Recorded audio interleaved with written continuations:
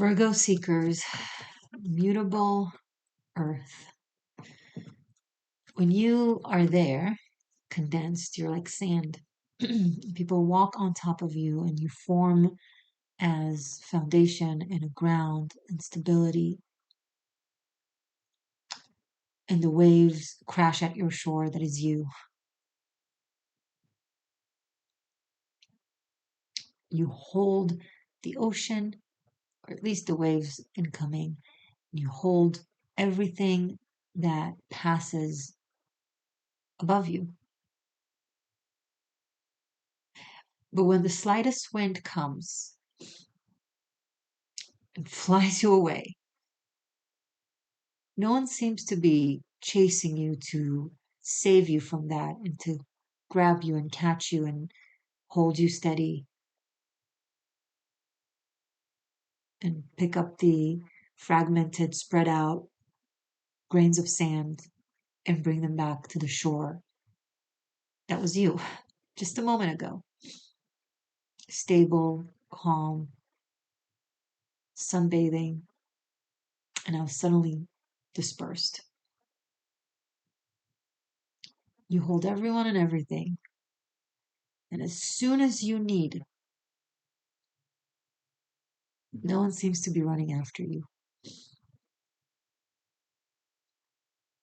And it's a theme for you, Virgo. It's not just an analogy. Mutable earth, that's literally sand, right?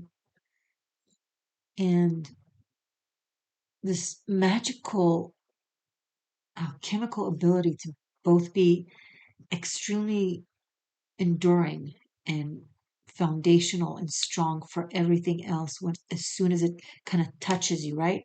As soon as anything touches you or needs you, relies on you, you're so sturdy. The sand is actually very, you know, stable when you step on it.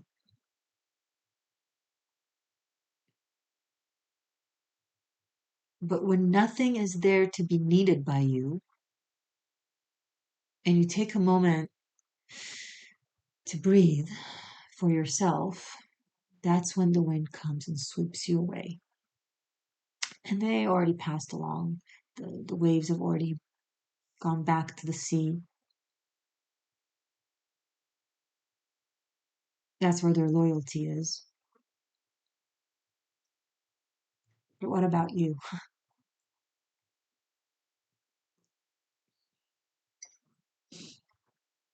This is not my mug. I'm just making sure it doesn't not represent me in any way. No, it's fine. It's meaningless. Um, neither here nor there. Um, and that's something now that the South Node has moved into your sign, into Virgo, it's something you'll be coping with and dealing with and recognizing and coming to terms with, and possibly by not fighting it anymore.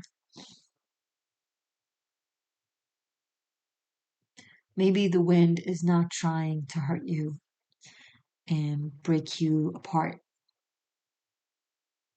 Maybe the wind is taking you to the next shore where you have another assignment and other people or other situations to hold steady and firm until you need them, and then they're not there. And so the wind will come again and wish you away. And some of you are very saddened listening to me saying this, but is it better to keep experiencing it but being in denial to it and trying to fight it? Here's where you do have sustained stability in the